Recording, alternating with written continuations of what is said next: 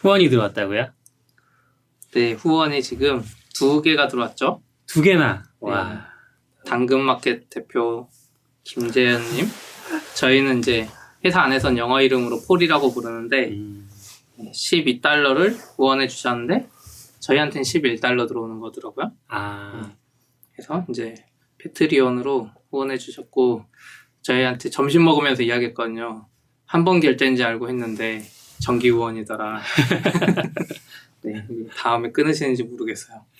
다음 달까지 시켜보면 되겠네요. 패트리온이 좀 재밌긴 하더라고요. 그러니까 일반적으로 우리가 그것도 만들었잖아요. 바이미 커피라고. 네. 그런 건 일회성 결제로 되는데 패트리온 같은 경우는 좀 정기 후원? 이런 서포터처럼 지원하는 방식을 사용하더라고요. 그래서 월 정기 후원도 있고 뭐 크리에이터가 사용에 따라서는 이제 뭔가를 만들 때마다 에피소드를 만들 때마다라든지 작품을 만들 때마다 돈이 빠져나가도록 그렇게 할 수도 있더라고요. 제가 예전에 후원 하나 했었는데 네. 그분이 너무 열심히 만드셔서 취소를 했어요. 돈이 계속 나가니까. 에피소드 당했는데 이제 저는 한 달에 한 번 정도 만들겠지 했는데 네. 한 달에 한 8개, 9개 만들더라고요. 돈이 어마어마하게 빠져나가더라고요. 유료화할 수 있는 좋은 방법이네요. 컨텐츠를. 그럴 수 있죠. 근데 그만큼 가치가 있어야 하지 않을까 싶긴 해요. 그쵸. 그리고 이제 패트리온은 이제 내부적으로 피드가 있으니까 프라이빗하게 후원자들한테만 또 콘텐츠 주기도 하거든요. 네. 그럼 이제 감사 인사 같은 거 만들어서 뿌리기도 하고 그분도 그랬던 것 같아요. 네. 패트리온이 그렇게 성공하지 못하는 게 뭔가 불편함이나 그런 게 있는 것 같아요. 예전에 보면 레일즈 캐스트라고 루비 온 레일즈에 이제 스크린 캐스트 하는 분이 있었거든요. 유명한 분이.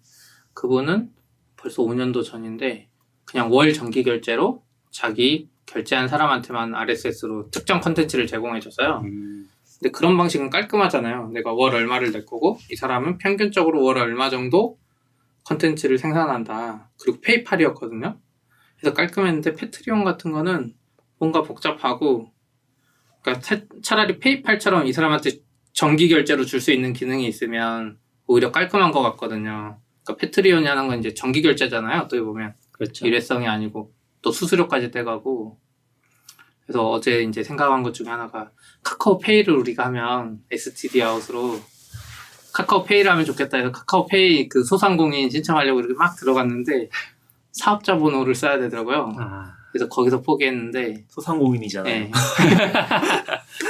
근데 카카오페이가 만약에 그걸 소상공인한테만 하는 게 아니라 그 QR코드로 개인 간에 뭐 카뱅이랑 연결하든지 해가지고 하면 토스처럼 좋을 것 같거든요. 그리고 우리 같은 사람도 카뱅이나 카카오페이에 이제 기대하는 거는 이렇게 개인 간 금융 거래를 쉽게 할 수 있게, 그러니까 뭐 QR코드만 박으면 나한테 쉽게 보내주고, 그리고 정기 결제도 지금 예전 은행들 보면 저 국민은행 쓰는데 정기적으로 이체하려면 내 돈 얼마 내야 돼요? 100원인가 500원인가?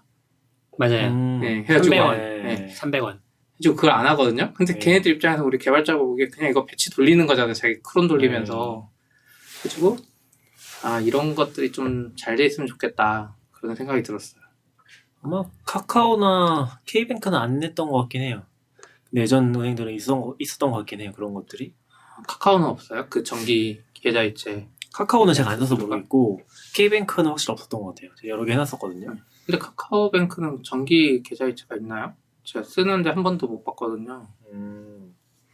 안 써봐서 모르겠어요. 국민은행은 확실히 300원. 그쵸. 저 네. 국민은행. 근데 만약에 카카오가 정기 결제가 된다. 그거 자동이체가 그러면 우리도 네. 굳이 패트리온 말고 한 번만 이거 해주세요 하면 좋을 것 그게 같다는 생각이 들어요. 범죄에 악용되거나 이런 거가 두려워서 안 하는 건 아니겠죠?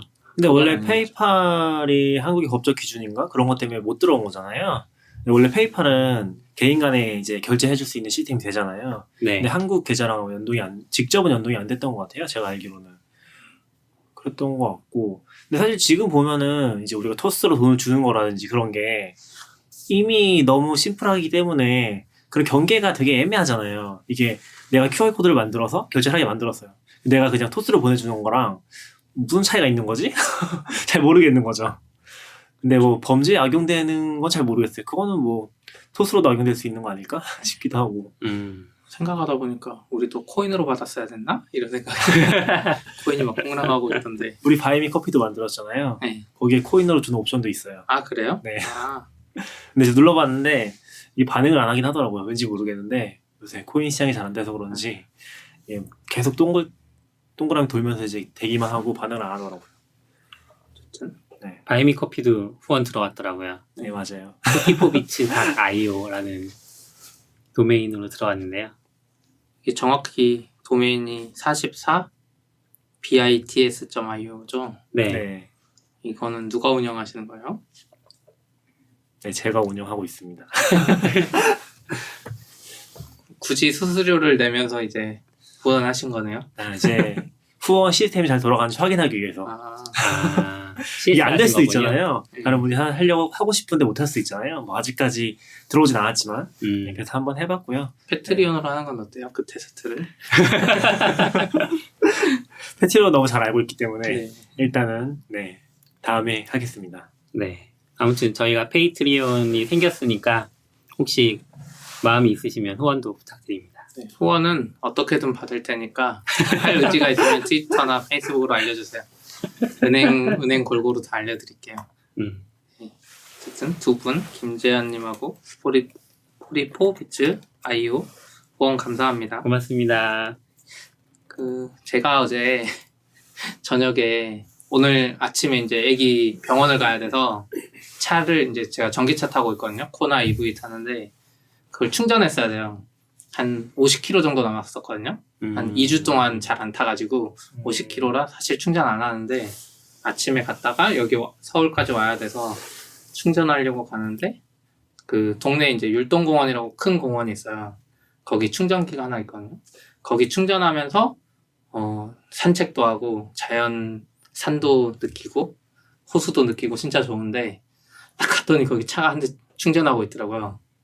근데 한 40분 충전하거든요. 전기차가 충전기가 한 대밖에 없어요. 네, 한 대밖에 없어요. 그러니까 그런 공원에는 하나밖에 설치 안 해줬더라고요. 그래서 기다릴까 하다가 제가 또 밥을 못 먹어가지고 안 되겠다 해서 또 근처에 한 20분 거리에 있는 성남 아트센터 가서 거기서 이제 충전하려고 전기 충전선을 딱 꺼내갖고 이렇게 꽂으려고 하고 있는데 바로 다음 차가 와가지고 지금 충전을 시작하세요? 막 그러더라고요. 지금 미안한데 이제 저 한 40분 충전할 거라고 그랬더니 그분이 그냥 가셨어요. 그게 저녁 10시였거든요. 그러니까 요즘에 충전하기 조금 힘들어지는 느낌이에요. 그래서 제가 컨텐츠를 유튜브 어제 하나 올렸죠. 네, 봤어요. 전기차는 시기상조라 그래서 절대 사지 말라고. 약간 이런 제가 전기차 안 좋은 이야기만 하려고요. 안 좋은 이야기를 찾기도 힘든데. 전기차는 유료로 충전할 수 있는 뭐 그런 곳은 없는 거예요, 지금은? 지금 다 유료 충전이긴 해요. 그래요? 네. 엄청 가격이 싸고 400원이고 이런데, 저 같은 경우 이제 현대차 사면서 2년 동안 무료 충전 카드가 나와서 그걸로 하는데, 유료여도 너무 싸다 보니까, 이제 전기차 집중 충전소를 이제 만들어야 되는데, 주유소처럼, 그 사람들이 이득이 안 나요. 전기 단가를 받고, 여기 제공해주면 되는데, 주유소처럼 잠깐 있다 가는 게 아니라, 한 번 충전하면 40분, 1시간씩 있잖아요. 회전율이 안 나오는 그러면은 공간이 많아야 되잖아요. 서울 같은 데는 사실 땅 낭비고. 그래서 약간 잘 안 되긴 해요. 그래서 이제 테슬라 같은 경우는 주로 거점에다가 유명한 음식점 이런 데랑 제휴해서 거기 주차장에 충전소 설치하고 이렇게 하고 있는데 현대차는 그런 의지가 한국에선 없어요. 그건 테슬라가 직접 하는 거예요? 네, 테슬라가 직접. 그리고 전기세는 그 건물주가 내고 테슬라는 이 설치비를 지원하는 개념이거든요. 그러면 건물주 입장에서는 테슬라 탄 사람들이 소득 수준이 높잖아요. 그렇죠. 그러다 보니까 이런 게 있으면 여기 와서 충전하고 밥 먹겠지 이런 마인드로. 그리고 전기 충전해봤자 어차피 얼마 안 하거든요. 그런 게 있는데 요즘에 고속도로에서 좀 그런 게 많대요. 심하대요. 고속도로에도 전기차 급속 충전기 하나거든요. 휴게소에. 휴게소마다 거의. 근데 한 대가 가면 저 같은 코나 EV가 딱 주차하면 30분 충전해버리거든요. 근데 그 뒤에 한 4-5대가 서 있는 거예요. 근데 CP님이 이번에 탄 차가 코나 맞죠? 근데 그 이전에 나온 모델들은 더 심하다면서요. 맞아요. 그래서 충전이 거의 안 된다면서요. 안 되는 건 아니고 용량이 작아가지고 아 용량이 예, 작아서 풀 충전해도 한 100km, 200km 가는 거예요. 그럼 시간은 비슷한 거예요? 시간은 훨씬 짧죠. 배터리 아, 용량이 네. 작으니까. 그러니까 잠깐 꽂고 네. 딱 갔는데 또 휴게소 또 가야 돼. 근데 앞에 코나 같은 아이고. 데가 있으면 코나는 사실 집에서 만땅 충전하고 가면 저희 부산도 갈 수 있거든요. 한 번에 네. 충전 안 하고. 근데 저도 그렇지만 굳이 휴게소에 가는데 충전 안 할 이유가 없어서 네, 그냥 그렇죠. 꽂고 가벼운 마음으로 가는데 이제 아이오닉이나 어제는 BMW i3 뭐 이런 분이었고요. 그런 분들은 생존의 문제예요. 여기서 충전 못하면 못 가. 그러니까 아. 무조건 기다려야 돼. 아 그래서 아까 미안하다는 네. 말씀이 그런 네, 얘기예요? 딱 왔는데 BMW i3인가요? 네. 이분 봤더니 이분은 서울 한번 갔다 오면 무조건 충전해야 되거든요. 당장 용량들이 작아서요. BMW i3가 특히나 작아요. 해가지고 좀 미안하더라고요. 아이오닉은 하이브리드 아니에요? 여기 아이오닉이 하이브리드가 있고 완전 전기차가 있어요. 그렇군요. 근데 아이오닉 완전 전기차가 좋다고 하더라고요. 근데 거리가 좀 짧은데 200 몇 킬로? 그 정도면 서울에서 부산 왔다 갔다 하는 건 엄청 힘들겠네요. 무조건 다섯 중간 번 휴게소 정도 충전해야 돼요. 충전해야 되니까. 5번? 뭐 5번 그쵸. 여기서 가득 충전하고 네. 휴게소에서 들려서 충전하고, 휴게소에서 또 가득 충전하고 부산 부산 또 부산 가서 또 충전하고 근데 부산에 안에는 없을 수 있으니까 들어가기 직전에 한번 충전하고 부산 돌아다니다가 나와서 한번 충전하고 중간에 또 한번 충전하고 피곤해. 그래서 대단하신 것 같아, 사시는 분들. 올해 갑자기 전기차 지금 많이 사는 이유가 그것도 있어요. 코나랑 네. 그 니로라고 EV 두 개가 나왔는데 SUV가 걔들은 그냥 공인 연비가 480km 가까이 되거든요. 400km? 한번 충전해요. 400km였던 것 같아요. 예. 근데 사실은 타다 보면은 회생제동도 하고 날씨가 따뜻하면 또 오래 가요. 그래서 저도 지금 어제 100km, 100% 충전하면 공인 연비가 400km인가 그러는데 600km라고 찍혀요. 어, 사실 꽤 많이 갈 수 있거든요. 보통 일반 승용차는 반대 아니에요? 연비보다 적게 달리거나 그러잖아요. 그쵸. 전기차는 네, 신기하거든요. 근데 전기차는 이제 네. 내가 막 과속하거나 이런 게 아니면 특히 시내에서는 브레이크 대신 그 회생제동이라고 전기를 만들어내거든요. 걔가 브레이크 밟은 시점에. 그래서 좀 더 부드럽게 쓰는 것도 있는데 그것 때문에 전기가 계속 생산이 돼가지고 은근 오래 가요. 멋지네요. 지금 전기차를 사라는 말씀이세요? 사지 말라는 말씀이세요? 근데 정확히는 성남시에 거주하면 사지 말고 그 다른 도시에 사는 분들은 무조건 사세요. 지금 제 생각에는 전기차가 앞으로 어떻게 될 것 같냐면 디젤차처럼 가격이 형성될 것 같아요. 예전에 보면 소나타가 있으면 소나타 휘발유가 있고 소나타 디젤이 있다 쳐요. 그럼 디젤이 한 700만 원인가 막 비싸잖아요. 300만 원이라도. 그치만 사잖아요. 연비 좋고 성능 좋아서. 네. 또 하이브리드가 조금 비싼데 또 사잖아요. 그렇게 가격 차이가 저는 그런 기준으로 봤을 때 전기차가 싸지지 않고 전기차가 그냥 비싼 수준으로 남아서 정부 보조금은 줄어들고 없어질 것 같거든요. 그럼에도 불구하고 살 메리트가 있어요. 보조금이 없어도요? 네, 연비나 성능 때문에. 그러니까 가격이 약간 차이는 이제 지금보다 줄어들겠지만 지금은 내연차랑 2천만 원 차이인데 그게 한 1,000만 원까지 줄어든 상태로 보조금이 없어지면서 끝날 것 같아요. 지금은 전기 요금이라고 해야 되나? 전기 요금을 안 내니까 타면 탈수록 이득이라고 하셨잖아요, 저번에. 저는 안 내고 딴 분들은 10분의 1 가격이죠. 10분의 1 1 가격이 뭐예요? 기름값 대비 10분의 1. 그래도 엄청 싸긴 하네요. 지금 전기자동차 보급 현황을 보니까 2017년까지 13,000대? 한국이요? 예, 그러니까 누적해서 2017년까지 뭐 한 2만 대 수준이었는데 그쵸. 지금 2020년에 누적 대수가 20만 대가 예상이 된대요. 그러면은 지금 2018년인데 엄청나게 갑자기 확 늘고 있는 상황이고 네. 그러다 보니까 슈피님 말씀하신 그런 상황들이 벌어지는 것 같아요. 2017년에 13,000대 했잖아요. 전체 다 네. 해서 2018년에 제가 코나 샀는데 코나 예약이 13,000대였어요. 와, 코나 단일 차종이 니로가 몇천 대고 근데 심지어 코나 EV가 생산이 7월부터인가 됐거든요. 그러니까 내년에는 몇 배 늘고 몇 배 느니까 정부도 이게 보조금 부담되고 보조금 안 줘도 이제 사람들이 사기 시작해서 네. 보조금 줄어드니까 내가 차를 살 생각이 있는데 이제 유지비가 걱정되면 오히려 이거는 2년 정도만 돼도 무조건 이득이 되거든요. 이득이니까. 그래서 무조건 내년에 이제 다시 1월에인가 신청할 거예요. 또 아니면 지금 예약할 수도 있는데 뭐 돈 여유 있는 분들이면 전기차 사는 게 괜찮다. 괜찮아요. 중고 가격도 다 음. 보장되고 어느 정도. 지금 중고차, 전기차는 일부 차량 같은 경우는 오히려 비싸게 파는 사람들도 있어요. 몇 년 썼는데도 와, 타기가 워낙 힘드니까. 네. 저희 아파트에는 아직 충전소가 없는 것 같은데 작은 아파트라서. 여기도 없으세요? 저도 없어요. 아, 없는데 타시더라고요. 없는데 그래서 정말 신기했어 와. 처음에. 제 목적은 그거였죠. 저녁에 와이프한테 충전하러 간다 그러고 쉬면서 컴퓨터하고 그래서 율동공원 가면 그게 좋아요. 컴퓨터하고 쉬면서 한 바퀴 산책하고 근데 내가 나쁜 거 한 거 아니야. 나는 다 그 와이프를 위해서 충전을 해준 거야. 어제도 그랬어요. 육아하던 와중에 네. 내일 충전해야 되니까 어쩔 수 없어. 나는 충전하러 가야 돼. 네, 아내분 들으시기를 바라면서. 네, 그렇습니다. 근데 요즘 장애 시즌인가요? 베이스 캠프는 왜 서비스 장애가 또? 근데 이것도 다 같은 원인은 다 비슷해요. 이것도 DB 때문에 에러가 났는데 이건 이제 DHH라고 레일즈 만든 분이 네. CTO로 있는 회사인데 DHH 실망입니다. 네, 그니까요. 이게 이제 예전에는 이런 문제 많았어요. 네이버 같은 데도 보면 큰 회사 같은 경우는 데이터 건수가 많아서 이제 일반적으로 우리가 프라이머리 키를 인티저로 잡잖아요. 네. 그럼 인티저 맥스 값이 21억 행인데 음. 일씩 막 늘어나니까 삭제하더라도 그걸 넘었대요. 베이스 캠프가. 와. 근데 어떻게 보면 베이스 캠프도 진짜 서비스가 그렇게 잘 되는 건 아니에요. 그런데도 21억 행이 넘은 거예요? 그냥 걔도 몇 년 동안 서비스했는데 이제 넘은 거잖아요. 트위터 같은 애들 이미 넘었을 거고 그런 애들은 아이디 개념을 애초에 다른 거 쓰긴 하는데 텍스트로 잡기도 하고 근데 그게 인티저를 21억 행 넘으면서 쓰기가 안 됐대요. 그래서 장애가 났는데 읽기는 되고 쓰기가 안 되는 상황이었대요.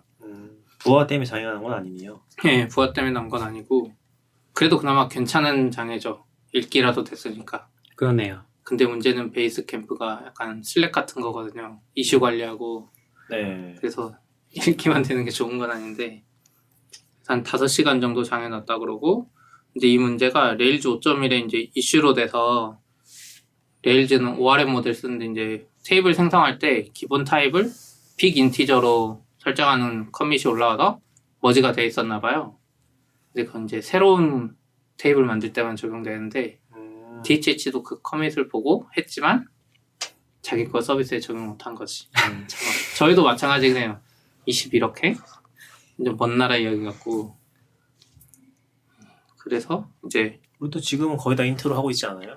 그쵸. 다 저희도 인트로 레일즈 하고 있잖아요. 4점대니까 기본 생성하면 인티고 5안에 뒤에서 어떻게 되는지 모르겠지만 일단 우리가 쓰는 값은 인티저로 잡잖아요. 맞아요. 보통은 다. 근데 이제 레일즈 5점 그래서 레일즈는 항상 최신 써야 되는 것 같아요. 아무 내가 한 건 없지만 해결이 좋아져. 되잖아요. 베이스캠프 신기하긴 하더라고요. 베이스캠프가 약간 자체적으로 얘기하는 거 보면 뭐 슬랙이랑 아사나랑 드랍박스랑 G슈트랑 다 합쳐놓은 거라고 하잖아요. 맞아. 써보신 적 있으세요? 예, 저 예전에 아, 그러니까 DHH가 너무 글을 쓰고 네. 자기 서비스 자랑이 심해서 써봤어요. 그러니까 언제 써보신 거예요? 업무 도구에 관심 거의 한 4, 5년 전에?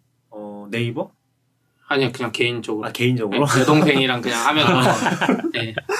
그냥 베이스캠프가 또 자랑하는 게 걔네들이 네. 애초에 디자인 회사랑 외주하고 뭐 이런 것 때문이라서 네. 그런 게 나름 잘 돼 있거든요.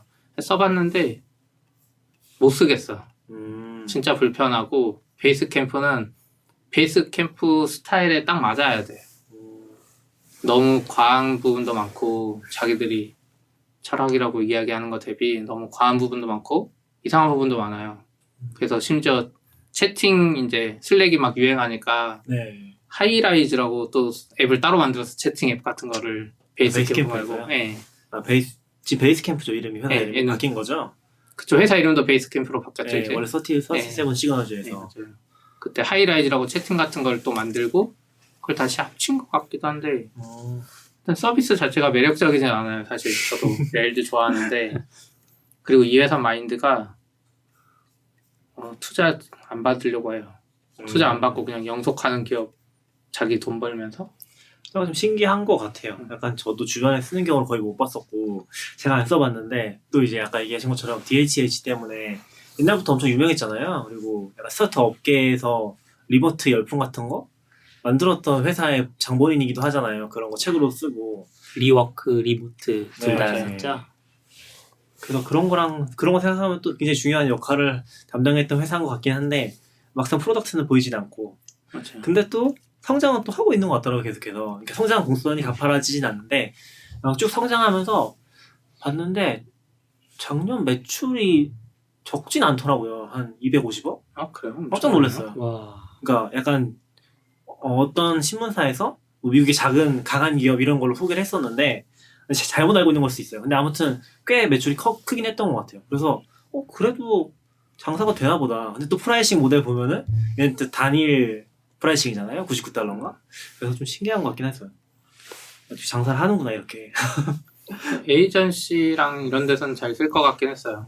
여기 보면 시스템이 애초에 자기들 제가 알기로는 37 시그널도 처음에 DHH가 할 때부터 약간 외주 에이전시 같은 거 네. 해주는 회사였다고 했거든요. 그러다가 프레임워크를 만든 건데 아무튼 그러다 보니까 이 베이스캠프도 그렇고 약간 디자인이랑 서로 외주 그러니까 세 개가 다른 회사가 모여서 일하는 거예요. 이 클라이언트가 있고 디자인 회사가 있고 개발 회사가 있으면 어떻게 보면 프로젝트 단위라고 보면 되겠네요. 서로 그 안에서 이슈 하나에 막 서로 댓글 달면서 이게 이상하네. 그러니까 미국 같은 경우 우리나라처럼 만나서 이야기하는 게 안 되잖아요. 예. 다 그 안에서 해야 되니까. 우리나라도 많이 있지 않나요? 가불병정으로 이어지는. 근데 이제 우리나라는 부르잖아요. 내 옆 자리에 앉아놓고 일하잖아요. 그래서 이런 툴이 필요 없는데. 그러네요. 약간 좀 목적이 다른 걸 생각하면은 또 쓰임 많이 쓰는 곳이 있을 수도 있겠네요. 저도 그렇게. 그러니까 영국 같은 데 보면 웹 에이전시 회사 진짜 잘 되더라고요. 네. 한국의 SI랑 다르게 맞아요. 진짜 디자인도 잘하고 개발도 잘하는 외주 회사가 많아서 맞아요. 그런 생각을 해봤어요. 어쨌든 저희도 빅 인트로 나중에 바꿔야 되는데 이거 바꿀 때 또 TV 다운될 거. 오로라로 바꿔놔야 되는데. 미리 바꾸시면 예? 미리 기존 걸 지금 바꿔야 돼. 바꿔주시. 기존 제일 큰 게 지금 마이스케일은 어떻게 되지? 우리 이번에 채팅하면서 마이스케일 빅인 지적으로 잡아야 되겠네요. 그래 보자 아니다. 한번. 5점인가요? 지금 새로 최신 하는 거? 버전이긴 해요. 아, 그럼 아이디 무조건 그걸로 잡나? 그럼 알아서 되겠겠네. 나중에 확인해 네, 보겠습니다. 저희도 바꿔야 되겠어요. AWS에서 새로운 인스턴스 나왔다면서요? 네. 요즘에 AMD가 잘 나가잖아요. 네. 잘 나가나요? 그럼요. 잘 몰라서. 잘 나갑니다. 어떤 의미에서? 애플 제품만 쓰셔서 모르시죠. 아, 애플 제품 안에는 인텔이 들어가죠. 네. 네, 아직까지는 그런데 전 그 새로 데스크탑 맞출 때 라이젠으로 맞춰봤는데 네. 뭐 아주 무거운 작업을 많이 안 해서 잘은 모르겠지만 지금 표정이 살짝 안 좋으셨는데? 왜요? 아니에요. 만족하고 있는 상황이고 CPU 좋고 이제 AMD 쪽은 항상 고질적인 문제가 보드 쪽에서 오히려 많이 문제가 생겼었는데 AMD 호환 보드를 얘기하시는 거죠? 그렇죠. AMD CPU가 올라가는 그 보드가 뭐 대대로 좀 안정성이 떨어졌어요. 인텔 쪽보다는. 그래서 저 대학생 때 생각해 보면 싸게 맞춰준다고 AMD로 친구 컴퓨터 맞춰줬다가 맨날 다운돼가지고 이거 왜 이러냐 막 그래서 한 그런 걸 두세 번 겪고 나서는 친구 건 다 필요 없고 인텔 무조건 인텔 맞춰주고 그랬는데 요즘은 뭐 그런 문제도 많이 줄어든 것 같고 그래서 올해 AMD 주식이 엄청 올랐었어요. 엔비디아랑 네. 같이. 네, 인텔이 한참 이렇게 답보 상태에 있었고 그 이제 결정적인 이유 중에 하나는 또 저렴한 가격이죠. 가격이 거의 한 3분의 2 인텔 CPU에 비해서 같은 스펙에서 비싼 스펙에서 봤을 때 그 정도 예. 된다는 거죠? 그리고 고사양으로 올라가면 더 차이가 많이 나기도 했었어요. 코어도 더 많이 네. 같은 가격 대비 네. 코어가 이쪽이 막 코어가 2배 두 배. 되니까. 예. 요새 그래서- 인텔은 엄청 많이 올랐다고 하지 않았어요? 또 최근에? 뭐야? CPU 가격이 수요 떨어졌을 부족해서. 텐데 오히려. 아 그래요? 그걸 잘 모르겠어. 수요는 늘긴 하는데 아무튼 인텔은 약간 위기감이 있어서 위기감이 있어요? 예, 왜냐면 쟤는 코어를 2배 늘렸는데 이쪽은 못하고 있으니까 그래서 약간 위기감이 있었는데 그래서 CPU를 막 i9이라는 이름으로 내놨거든요. 네 맞아요. 근데 사실 네이밍만 바꾼 거야. 아 그래요? 저쪽에 있던 CPU의 네이밍을 약간 바꾸고 예. 뭐 그러니까 인텔 쪽에 CPU 보면 라인업이 i 시리즈가 있고 뭐 E 네. 시리즈가 있고 제원 시리즈 있잖아요. 네. 그때 사람들이 글 쓴 거 보니까 i9이 사실 저쪽에 E 시리즈의 뭐 이름인 것 같다. 그런 이야기가 있었거든요. 근데 아무튼 아까 말씀하신 대로 AWS 가. 특히 서버 CPU 시장은 인텔이 그냥 확 잡았거든요, 거의. 네. 안정성이 너무 중요하다 보니까 그렇죠. 일반 개인들이 쓰듯이 막 오버클럭킹해서 쓰고 막 중간에 죽어도 가성비 따지는 게 아니었는데 AWS가 AMD CPU 인스턴스를 내놔서 좀 놀랐어요. 근데 이 AMD EPYC 프로세서는 뭐예요? 서버 전용 프로세서인가 봐요? 자기들이 새로 내놓은 이름인 것 같아요. 마케팅처럼. 음, 저도 뭔지 마케팅으로. 모르겠어요. 네, 그냥 프로세서의 세대 이름 같은 거가 있잖아요. 그런 것 같아요. 그러니까 재원 프로세서가 뭐 서버용이면 아, 네. 인텔은 네. AMD는 EPYC 프로세서가 이쪽의 이름인 것 같고 어떻게 읽어야 되지? 네, 에픽? 에픽인가? 음. 근데 이게 좋은 게 CPU 가격이 인텔 CPU랑 같은 스펙 대비 10% 싸요. 그러니까 그러니까 이건 얘네들도 이제 블로그 글에 AWS 썼는데 테스트 해보고 성능 비슷하거나 이쪽이 좋으면 10%싼 AMD 써라. 약간 이런 식이더라고요. 아 그래요? 네. 그냥 아예 권장을 하는 거예요. 그러니까 네가 해봐라. 네가 써본 너의 해보고 좋으면 워크로드, 써라. 네, 네. 너의 워크로드가 AMD CPU에 맞을 수도 있다. 네. 약간 이런 개념이거든요. 그래서 근데 인스턴스 이름이 좀 이상해요. M5면 M5A예요. 네. AMD A. 근데 M5 뭐 D도 있고 막 이러거든요. M5D는 뭐죠? M5D가 SSD를 M2 SSD 뭐 다이렉트로 붙이고 뭐 이런 게 있어요. SSD 특화 모델 뭐 이런 건 뭐 D가 붙고 막 이러는데 여기 이름에 회사 이름 A가 들어가니까 이제 약간 통일성이 깨지는 느낌 같기도 하고. 네. 이름 규칙에서 망했다는 느낌이 확 드네요. 근데 이게 우선 리즌이 한국에는 오픈을 안 했어요. 일본도 아. 오픈을 안 했고 아시아는 싱가포르만 돼 있고 미국은 다 돼 있고. 오픈을 해도 아직은 크진 않을 것 같아서 그러니까 처음에 좀 꺼려지긴 할 것 같아요. 요새 서울에서 계속 인턴스 부족 겪다 보니까 그렇죠. 그런 생각도 좀 들더라고요. 근데 10%만 싸도 그 개인이 내 서버 쓰는 입장에서는 10% 엄청 크잖아요. 내 돈 10만 원 나가던 게 9만 원 나가면 그쵸. 이건 뭐 성능 볼 필요 없어. 네. 메모리하고 CPU 코어만 보니까 일반적으로는. 그쵸. 보통 AWS에 그런 선택지가 없기 때문에 그렇기도 하죠. 특히 5면 제일 작은 게 뭐예요? 제일 작은 게 라지인가? 예, 라지부터. 비싸긴 하네요. 라지면. 근데 개인들이 뭐 M5급을 쓸 일은 없는데 개인 서버 이야기 나온 김에 닥규님은 얼마 정도 쓰세요? 개인 서버에? AWS 쓰시죠? 제가 운영하는 거야? 네. 저희가 AWS를 쓰는데 한 달에 한 7만원에서 10만원 사이 정도 나오는 것 같아요. 저도 한 그 정도 나왔는데 제가 중간에 ECS 운영한다고 삽질하느라 네. 서버비를 좀 냈고 이번에 새벽 내내 이제 막 그 줄이는 작업을 했어요. 그래서 한 $50까지 줄었는데 뭘 줄였어요? 우선 안 쓰는 인스턴스 좀 빼고 네. RDS도 원래 제가 그 워드프레스는 마이스퀘어를 권장하거든요. 네, 맞아요. 포스트그레스퀘어이 되지만 워드프레스 전용 마이스퀘어 RDS를 띄우고 전 개인적으로 포스트그레스퀘어를 선호하니까 네. 내 개인 프로젝트용 RDS 포스트그레스퀘어를 띄워요. 그럼 서버가 하나 들어 RDS가 더 비싸거든요. 그 서버 세대가 기본하면 이거 최소 아무리 싼 거에도 한 4, 5만 원 이상 나와요. 네, 맞아요. 그래서 그거 하다가 이제 지난번에 낙교님이 알려줘서 ECS 클러스터를 운영해야 되겠다 생각했거든요. 근데 ECS를 해도 DB 관리는 하기 싫기 때문에 RDS를 써서 RDS 하나 빼고 그냥 마이스퀘어로 통일하고 그렇게 했는데도 부담되긴 해요, 사실. 내가 뭔가를 막 만들고 그걸 돌아가고 그게 단돈 몇만 원이라도 벌어주면 부담이 안 되는데. 그렇죠. 돈을 벌어야죠. 그래서 ECS도 사실 제가 개인적으로 생각할 때는 ECS가 진짜 개인들한테 좋은 개인 프로젝트 서버다 이런 생각을 했었거든요. 맞아요.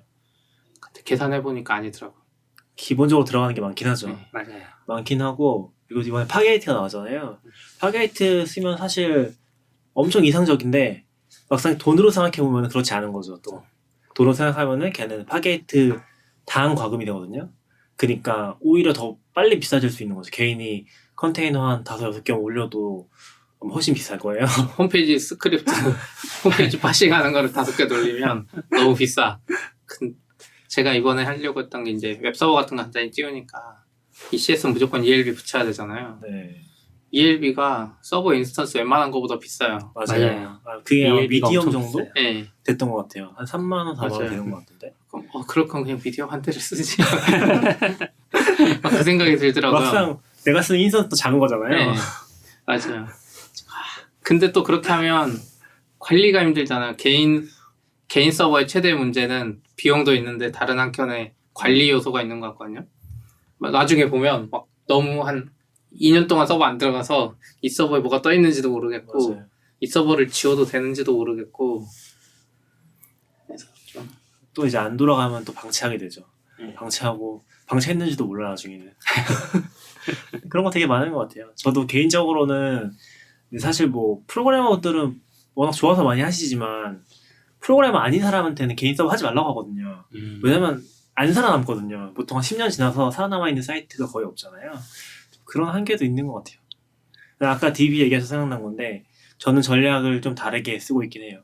어떻게 그러니까 아까 전에 MySQL이랑 포스트그레스, RDS 두 대 쓰셨다고 했잖아요. 그거를 이제 포스트그레스로 마이스케일 어떻게 하신다고 했지? 마이스케일로 몰았죠. 포스트그레일 지워버리고 지웠어요? 네. 아, 돈을 줄이기 위해서 저도 같은 방식을 쓰고 있어요. 아, 그러니까 포스트그레스로 원래 개인 프로젝트 하다가 그걸 MySQL 바꿔버렸어요. 그리고 이제 포스트그레스 비용 때문에? 비용 때문이죠. 예, 왜냐면 저도 워드프레스 돌리는 게 있거든요. 워드프레스 MySQL 맞춰놓고 다른 프로젝트 그냥 MySQL 돌리자. 근데 어차피 저도 개인 프로젝트를 거의 레일즈 같은 걸로 하고 있어서 제가 하는 건 별로 없어요. ORM에서 바꿔주기만 하면 웬간한 건 되니까 그냥 좀 에러 나는 거 수정해주고 그 정도만 해도 되긴 하더라고요. 그럼 비슷하게 하고 있네요. 개인 서버 운영 안 하세요? 개인 너굴님은? 서버요. 저는 아직까지는 안 했고 최근에 이제 회사 인프라를 테라폼으로 좀 만들어 보고 있어서 그거 관련해서 저희는 이제 AWS 개인 계정을 회사 계정에 비용을 몰아줄 수가 있어요. 콘솔리데이션 빌링이라고 하는데 그게 되어 있어서 개인적인 서버로 올려도 부담이 없으니까 그래서 테라폼으로 개인 환경에 일단 테스트 해본다고 여러 번 좀 서버 올렸다 내렸다 해봤고요. 그 하고 나서 이제 그래도 회사 돈이지만 내 돈처럼 다 지워주고 네. 그리고 최근에 어제부터는 그 개인적인 필요로 VPN 서버가 필요했는데 그 VPN을 라이트세일로 올리면 쉽더라고요. 오픈 VPN 서버를 올릴 수 있는 방법이 있어서 쉽다는 그렇게 거는 라이트 세일에 템플릿이 있는 거예요. 템플릿은 없는데 라이트세일에서는 사실 클릭 몇 번만 하면 EC2 서버랑 ELB랑 다 세팅이 돼서 내려오잖아요. 제가 ELB도 세팅이 돼요? 네. IP가 IP가 나와요. ELB까지 되는지 모르겠고 IP가 나온다는 의미였어요. 퍼블릭 IP가. 네. 그렇게 나오니까 그 IP로 접근만 하면 되는 거고 그래서 누가 GitHub에 올려놨더라고요. VPN, 오픈 VPN을 설치할 수 있게 스크립트로 만들어 놨어요. 그래서 그 라이트세일 실행할 때 그 사용자 스크립트를 추가할 수 있는데 거기다가 그 코드를 집어넣으면 바로 설치까지 돼서 VPN이 작동이 되죠. 그래서 이렇게도 할 수 있구나. 되게 쉽네. 하고. 어려운 방법을 하셨는데요. 아 그런가요? 네, 제가 최근에 유튜브에 올린 거 있는데 걔가 더 쉬워요. 걔는 어떻게 하나요? 걔는 AWS에서 마켓플레이스에 오픈 VPN 공식적으로 제공하는 AMI가 있어요. 네. 그거 가지고 그냥 띄우고 서버 SSH 접속해서 엔터 누르면 끝나요. 그럼 포트도 다 열려 있고. OVPN 파일도 떨어져요? 네? OVPN 파일도 떨어져요? 파일은 아니고 걔네들 서버로 접속하면 그 접속하는 프로그램이 받아지던데요. URL이 그게 있고. 서버를 실행하고 그 URL로 접속을 하면 돼요. 바로. 그러니까 접근은 하면 되는데 그 접근하는 어떤 내용들을 오픈 VPN은 파일로 떨궈주더라고요. 그래서 제가 OVPN이라는 확장자인데 파일로 안 해도 되고 걔네들은 어드민이 있거든요. 어드민 접속해서 그냥 그 URL 다시 들어가면은 그거가 그냥 알아서 오픈 VPN 프로그램 없으면 설치할 수 있게 다운로드도 해주고 그냥 걔가 알아서 딱 바로 설정 파일이 적용된 상태로 딱 오픈 VPN을 실행해줘요. 이 서버 IP까지 입력해가지고. 근데 거기에 좀 오픈 사연이 있지 않나요? 네, 맞아요. 왜요? 유튜브에 개발자들 하라고 올렸거든요. 네. 근데 그때 맥OS 모하비였거든요. 모하비 다운로드가 너무 느려서 다운로드 맞아요. 빨리 받는 방법이라고 해서 제 유튜브 개인 채널인 그 CP의 코딩이라고 있어요. 예. 그쪽 개발 채널에 올리니까 저는 당연히 개발자가 하겠지 하고 그걸 올렸는데 디자이너분이 맥OS 모하비를 빨리 받고 싶어서 제가 한 대로 한 거예요. 근데 너무 쉬운 거죠. 클릭하고 네, 하라는 잘 대로 하면 돼. 되니까 진짜 빨리 돼요. 그래서 됐어. 그리고 제가 지우는 법을 설명 안 한 거예요. 왜냐면 개발자니까 당연히 이거 지울 수 있겠지 하고. 그쵸. 근데 그분은 돈이 나온 거예요. 9달러인가? 그래서 저한테 이제 막 물어보는데 제가 이제 막 알려주려고 하는데 그분이 계속 새벽에 그 고민하다가 계정을 삭제해버렸어요. AWS 계정을. 아이고. 해가지고 제가 지우는 법을 알려드렸는데 계정을 삭제했대. 해가지고 막 제가 아마존한테 물어보라고 하긴 했는데 약간 그런 요소가 있었어요. 그럼 AS 영상 찍으셔서 넣으셔야죠. 그분한테 라이브로 AS 해줬어요. 근데 라이브로 AS 해주려고 제가 이걸 누르세요 했는데 AWS 계정이 삭제돼서 로그인이 안 돼요. 아이고. 그래서 약간 근데 AWS 쪽은 실습하다 보면 그런 실수 진짜 많거든요. 많은 것 같아요. 콘솔이 너무 어려워요. 복잡하고. 그리고 막 AWS 쪽에서 그런 거 많이 하잖아요. 그걸 뭐라고 하죠? 따라하는 세션 같은 거 많이 하잖아요. 워크숍. 네. 네, 그런 거 하고 나서도 이제 안 끄시는 분들이 많다고 하더라고. 맞아요. 그래서 저는 해본 적이 없긴 한데 AWS 쪽에서도 한 번 정도는 결제 취소해주는 것 같긴 하던데. 네. 맞아요. 그런 얘기 많이 있더라고요. 네. 이제 뭐 많이 나왔어도 이제 요청하면은 한 번 정도는 해주는 것 같으니까 혹시 문제 있으시면 요청해 보시는 게 제일 좋을 것 같아요. 이런 클라우드 그 워크샵 같은 거 가면 그래서 요즘에는 항상 마지막에 삭제하는 시간이 맞아요. 그런데도 안내를 까먹고 해주죠. 안 하는 사람들이 있어. 근데 제가 얼마 전에 어디 쿠이타 그 일본 거 보다가 봤는데 기억이 안 나는데 각 클라우드별로 리소스 다 지워주는 누클리어 무슨 커맨드 라인 툴이 있었는데 누클리어에서 딱 무섭다. 돌리면 클라우드에 있는 모든 요소를 다 지워버리는 깔끔하게 지워주는 게 있더라고요. 해서 좋은데요? AWS가 있고 구글이랑 애전 아직 구현이 안 되는데 네. 그거 보다 보니까 이런 걸 쓸 일이 있나? 했는데 있을 것 같네요. 그런 걸 이제 튜토리얼 할 때 먼저 설치하라고 해야겠네요. 네. 네, 설치해놓고서 이제 끝났을 때 딱 시행하면 아니죠. 네. 근데 자기 개인 서버나 회사 서버가 있는 거지. 접근키가 그게 더 그러면 회사키였어. 차라리 돈 나오는 게 낫고. 맞아요. 약간 AWS 보통은 잘 안 하는데 AWS 계정 셋업 같은 경우도 보통은 잘 안 하는 게 개인 서버는 그냥 대충 막 쓰잖아요. 근데 이제 사실 프로덕션에 쓰려면 할 게 되게 많잖아요. 그래서 그런 거 가이드 하는 거 보면은 요금이라든지 그런 거에 대한 도구를 따로 설치하라고 하는 경우도 있긴 하더라고요. 서드파티 툴 같은 게 있어서 이제 프라이스라고 해야 되나? 그 돈이 나오는 부분에 대해서 과금이 되는 부분에 대해서 알림 같은 거 주는 서비스가 있어서 그런 것들 미리 설치해 놓고서 쓰라고 안내하기도 하더라고요. 그럼 특정 금액이 넘을 것 같으면 알림이 바로 오는 건가요? 뭐 그렇겠죠. 그런 방식도 있을 거고 뭐 클라우드 와치 같은 거랑 연동해서 다시 알람 주는 것도 있고 그런 거 다 이제 솔루션처럼 만들어 놓은 거죠. 개인 서버 이야기 다시 하자 보면 그 나스 운영하는 분들도 많잖아요. 그리고 저도 사실 나스 하다가 S3에 저장하고 있거든요. 지금은. 나스 쓰다 보면 걱정이 끝이 없어요. 저 같은 사람은. 왜냐면 나스 쓰면 이 나스 하도 날아가면 어떡하지? 해서 레이즈로 구성해. 근데 집에 불이 나면 어떡하지? 그럼 다시 클라우드에 백업을 해요. 나스에 그런 기능이 있어요. 클라우드 S3 자동 백업. 그래서 막 그런 고민하다 보면 이게 무슨 짓이야. 그냥 S3에 저장해야지 하면서 다 S3에 저장하고 있거든요. 근데 네트워크 속도는 뭐 괜찮아요? 서울 생기면서 그나마 괜찮아졌어요. 빠른 편이죠. 그래서 그거 저장하는데 그런 비용은 약간 나스 쓰는 분들도 좀 고려해 볼 만한 것 같더라고요. 그러니까 가끔 다운받고 가끔 올리는 것들은 일반인들은 이제 나스 용도로 S3 많이 쓸 것 같고 개인 개발자들은 제가 이제 ECS 아까 비용 다시 생각해 보면 ECS 띄우려면 서버 한 대가 필요하고 그러니까 EC2 인스턴스가 최소 한 대 필요하고 뭐 거기에 DB를 띄우는 건 뭐 상관없죠. ECS니까 쉽게 띄울 수 있겠죠.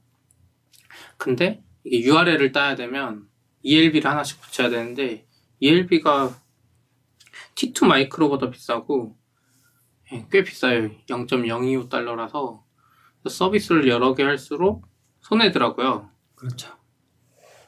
그래서 약간 어려웠어요. EC2로 ELB 하나 하느니 그냥 인스턴스를 한 두세 개 띄우는 게 더 이득이다 생각도 들고, 또 이제 제대로 하려면 그 앞에 또 클라우드 프론트 씌워야 되고, 그리고 또 뭐죠? 라우터 53하고 막 비용이 꽤 들더라고요. 근데 제 개인적으로는 AWS 이제 못 쓰는 회사들이 많잖아요. AWS나 클라우드는 사실 회사에서 쓰면서 공부하는 게 제일 좋은데, 그런 경험을 할 수 없는 분들은 월 얼마씩 내고라도 공부를 하는 게 좋은 것 같아요. 자기 그냥 공부 비용이라고 생각하고. 안 그러면은 어디 이제 저희도 요즘 계속 개발자 채용 면접도 하고 하는데, AWS나 이쪽 클라우드에 관심은 많은데 본인이 비용을 지불 안 하거나 회사에서 AWS 써본 경험이 없으면 면접하다 보면 이제 서로 답답할 거예요. 이 사람 관심 있는 건 알겠는데 해본 건 없어. 그렇잖아요. AWS에서만 쓰는 용어들이 있고 또 개념도 다르게 가져가야 되는데, 디지털오션이나 뭐 카페24 이런 서버 쓰던 거랑 다르거든요. 다르죠. 그래서 약간 만약에 지금 요즘도 그런지 모르겠는데 대기업들은, 그러니까 삼성 빼고 IT 대기업 중에 나름 잘 나가는 카카오나 네이버 이런 데는 AWS 못 쓰는 개발자들 많거든요. 회사 내부적으로 못 써요. 그럼 그분들은 AWS에 관심이 있지만 AWS를 모르잖아요. 그런 분들은 AWS를 개인적으로 써보는 게 좋은 것 같아요. 저도 그런 게 좋은 것 같아요. 배우려면 돈을 내야죠. 아니면 회사가 쓰고 있거나 회사가 네. AWS 쓰는 대로 가거나. 그럼 제일 좋은데. 면접 같은 걸 해봐도 보통은 면접이 이력서 쓴 요령 중에 하나가 잘 모르는 걸 안 쓰는 거잖아요. 네. 왜냐면 어차피 이력서에 쓰면은 써 있는 걸 물어보잖아요. 근데 클라우드를 요새는 거의 다 쓰세요. 그러면은 클라우드 해봤다고 하니까 물어보는 거죠. 근데 이게 약간 좀 극단적인데, 잘하시는 분들은 또 되게 많이 잘하는데 이제 보통은 그런 분들이 아니면은 EC2만 해봤다. 딱 그 사이가 없는 것 같아요, 보통. 그러다 보니까 클라우드 그냥 한번 써봤구나 정도라고밖에 생각할 수 없는 거죠. EC2만 써본 건 약간 그런 거 아닐까요? EC2 무료라고 하니까 T2 올렸다가 그쵸. 마이크로 올렸다가 너무 느리니까 별로 안 좋은데? 그것도 그렇고 막상 제대로 쓰기가 힘들긴 해요. 왜냐면 또 이제 제대로 쓰려면 VPC 셋업도 하고 네. 네트워크 구성부터 시작해서 개인적으로는 그 약간 기준을 하나 잡아놓고 있긴 하거든요. 그게 이제 VPC긴 해요. 네. 이 사람이 VPC를 알고 있으면은 아마존 클라우드에 대해서 좀 써본 사람인 거예요. 네. VPC를 모르면은 EC2만 써본 사람이구나, 혹은 EC2랑 RDS 정도, 그게 딱 선이 갈리는 것 같긴 해요. 그 선. 그래서 그걸 좀 기준으로 보고 있긴 해요, 개인적으로는. 저는 VPC를 접근할 때 제일 어려웠던 부분이 네트워크 설정 같은 것들이 VPC가 네트워크니까요. 네, 힘들었어요. 왜냐하면 네트워크를 잘 모르는 상태에서 접근을 하려니 일단 용어들이 너무 많은데 비슷해 보이는 용어들이 있는 거예요. 서브넷이라거나 시큐리티 그룹 같은 게 비슷하게 느껴지는 거죠. 왜냐하면 접근을 막고 열어주는 거니까. 그래서 좀 비슷하게 느껴지고, 거기다가 NH, 인터넷 게이트웨이, 네, 맞아요. 거기다가 ACL도 있고. 네, ACL, 막, 와, 라우터 테이블, 도대체 이게 무슨 세상인가. 처음에 그 VPC에 대해서 소개한 글이 되게 많고, 근데 자세하게 소개한 블로그 포스트가 한 두세 개 있거든요. 그런 글들을 10번 정도 반복해서 읽으니 조금 이해가 된 것 같아요. 처음에는 그럴 수 있죠. 네, 그거 읽기 전에는 테라폼을 봐도, 네. 사실 테라폼은 결국은 VPC의 네트워크 설정을 문서화한 거잖아요. 그쵸. 제가 느끼기에는. 그러니까 테라폼 코드를 봐도 이게 무슨 코드인지 알 수가 없었는데, 그렇게 한 10번 정도 읽고 나서 그 콘솔에서 직접 한번 눌러보면서 삽질을 하다가 다시 테라폼 코드를 봤더니 조금 이해가 더 잘 되더라고요. 근데 보통 그럴 수밖에 없는 것 같아요. 보통 네트워크 셋업도 그렇고 VPC라는 것도 결국에는 개발자들은 셋업이 되는 환경에서 일을 하잖아요. 네. 그러다 보니까 직접 볼 일은 없는 거죠. 안 되면 이제 얘기하면 되고. 낙교님은 왜 잘 아시는 거죠? 잘 모르겠습니다. 아니죠, 그런 거 해주는 사람이 없었던 거지. 맞아요. 네.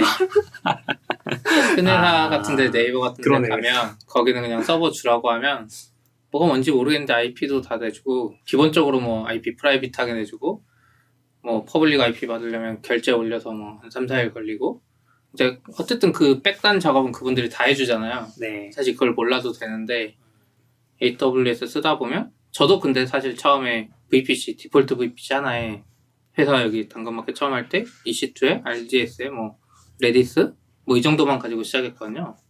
근데 하면서 계속 배우게 되는 것 같아요. 저도 사실 그 정도 수준이었는데 이걸 직접 운영하다 보면 공부가 진짜 많이 돼요. 네.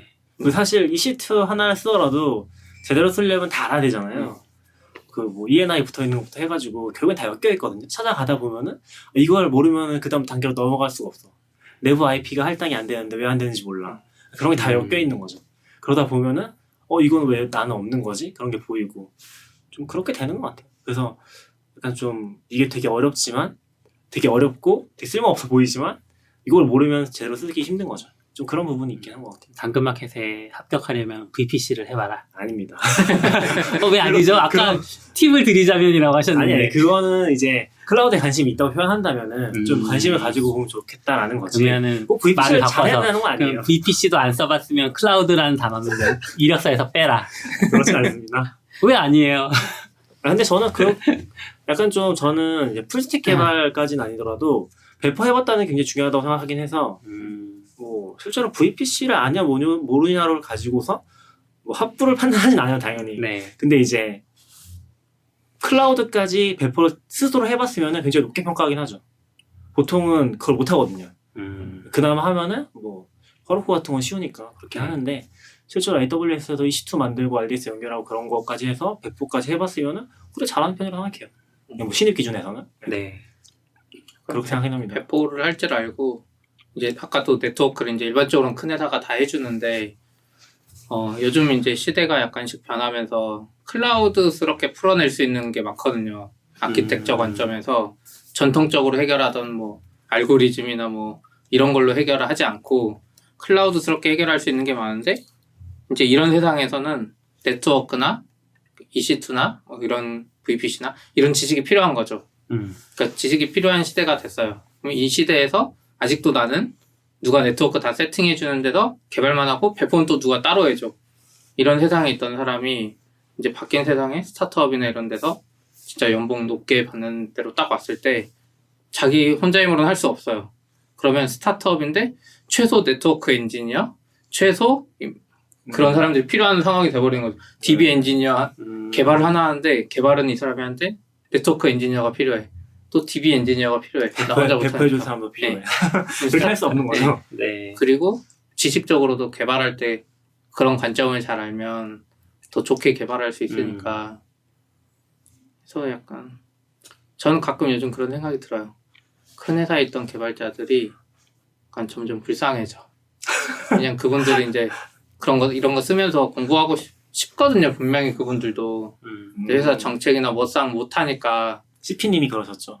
저는 이제 제 개인 서버를 썼죠. AWS 하는데 회사에서 못 쓰니까 그때 낭비가 엄청 심했어요. 도커 처음 나왔을 때 저희 그 모임할 때 보면 도커를 깔아서 회사 서비스 일부 적용해보고 싶었거든요. 근데 회사 그 정책상 인프라 쪽에서 세팅해주는 게 막 CentOS 5 막 이러는 거예요.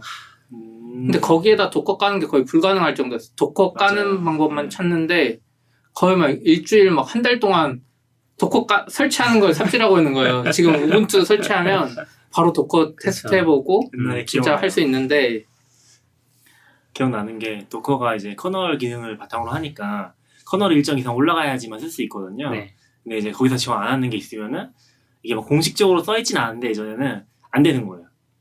네, 그런 것들이 되게 많았죠. 그래서 그런 것들이 약간 스트레스. 그러니까 작은 하나하나가 큰 회사에 있는 분들은 자기 실력 향상에 이제 시간 낭비를 하고 있는 거예요. 어떻게 보면 예전에 보면 그 회사에서 쓰던 CentOS 5인가에 깔려있는 깃은 무슨 깃 뭐를 지원 안 했어요. 해주고 서버 받으면 제일 먼저 하는 일이 깃 버전 올리는 거예요. 그 깃 소스 컴파일에서 컴파일 해서요? 네. 해서 약간 클라우드도 요즘에 이제 이거 듣는 분 중에 회사에서 AWS나 이런 거 안 쓴다 그러면 꼭 개인적으로도 써보기를 권장드리고 그것도 안 되면 그냥 회사가 그거 쓰는 대로 가보면 좋은 것 같아요. 너무 교육방송스러운 거 아니에요? 그럴 수도 있어.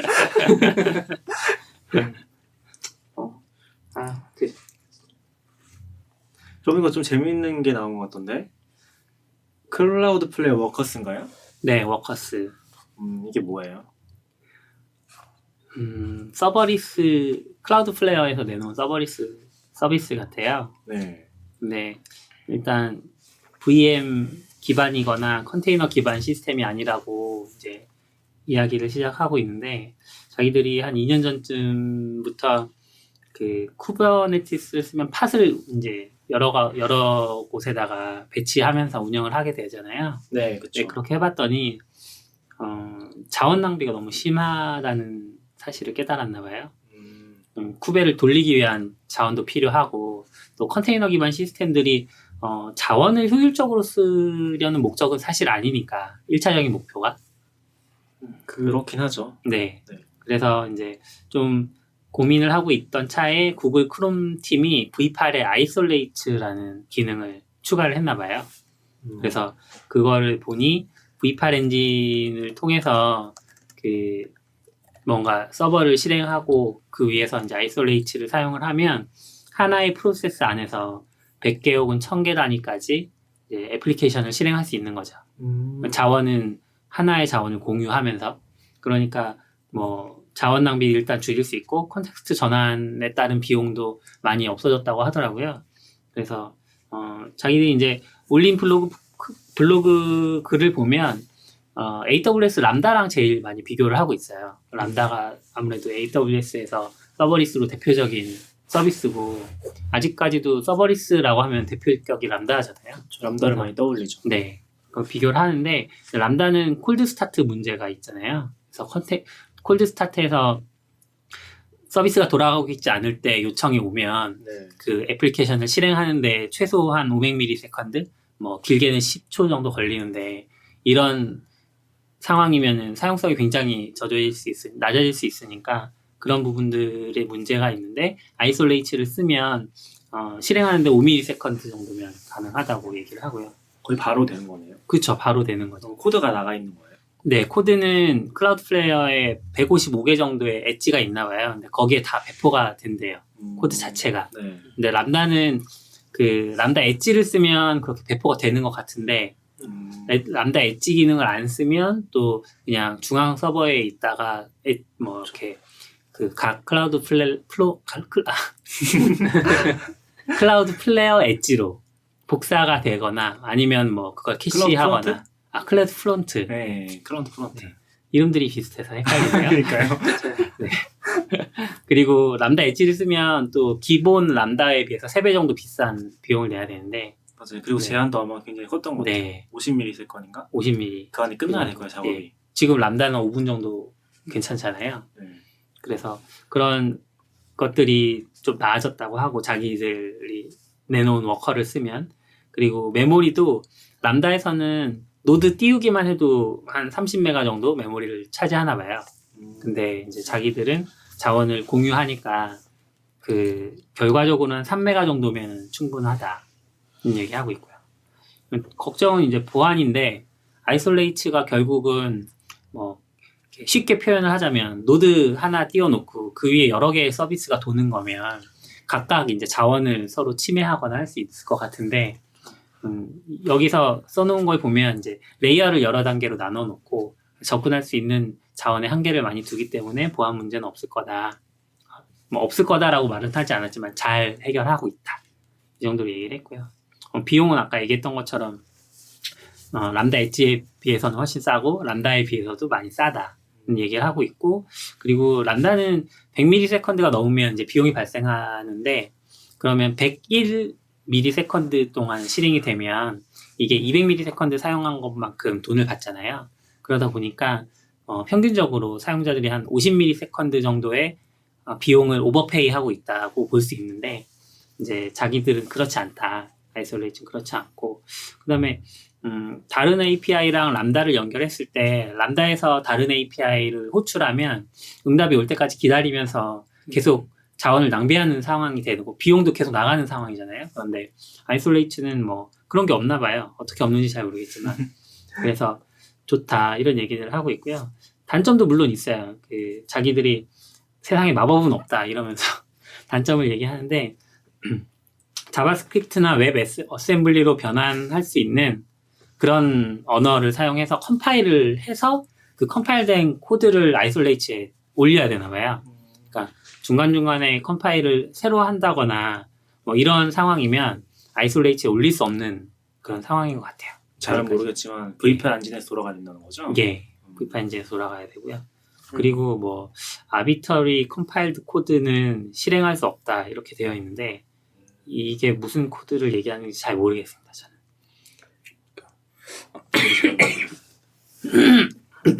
하지만 쉽게 얘기하면은 새로운 서버리스 좀 더 좋은 서비스가 나왔다. 네, 나온 건가요? 신청을 할 수 있어요. 지금 큰 회사들은 쓰고 있는 것 같고 이미 클라우드 플레이어랑 연동해서 근데 작은 데거나 하면 요청을 하면 이제 뭐 어느 정도 기다리다가 베타를 받거나 하지 않을까. 근데 클라우드 플레이어가 있고 아까 뭐 155개 엣지 배포 뭐 이런 거 나온 거 보니까 딱 람다 엣지 수준 정도만 되지 않을까 싶긴 하거든요. 네, 기존 람다는 이제 이거저거 다 할 수 있잖아요. 올해 네. 실행되면서 되게 각 리전에 배포돼 있고 그 엣지 단에서 람다 엣지도 할 수 있는 게 제한적인 건요. 기능이 네, 뭐 헤더 정도 받고 패스를 바꾸거나 뭐 이런 것들 하잖아요. 네. 예. 클라우드 플레이어가 내놓은 것도 약간 그 정도 수준이 아닌가 생각이 들긴 해요. 그럴 수 있을 것 같아요. 응답 시간의 제한이라는 부분은 아직 못 봤어요. 그렇긴 한데 155개 리전에 배포한다는 것 자체가 엣지에 나가 있으니까. 엣지에 배포한다는 건 엣지에서 할 수 있는 것만 하겠다는 거 아닌가 뭐 이런 생각. 좀 더 공부를 해봐야겠네요. 예. 근데 CDN 단에서 뭔가를 간단한 거 처리하려는 시도는 많은 것 같더라고요. 그냥 거기서 빨리 끝낼 수 있고 그러니까. 다음에 한번 같이 써보고 네. 또 얘기를 해보죠. 네.